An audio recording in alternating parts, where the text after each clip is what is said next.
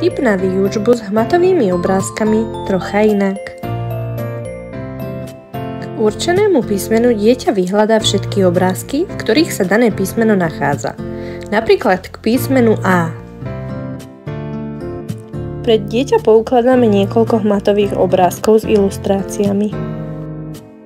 Úlohou dieťaťa je vyhľadať všetky obrázky, v ktorých sa nachádza písmeno A. A ako aniel.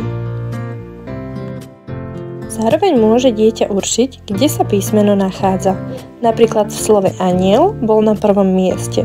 V slove cibuľa bol na poslednom mieste. V slove žaba sa nachádza písmeno A na 2. a 4. mieste. V slove gaštan sa nachádza písmeno A na 2. a 5. mieste. V slove windsurfing sa nenachádza a v slove zebra sa nachádza na poslednom mieste.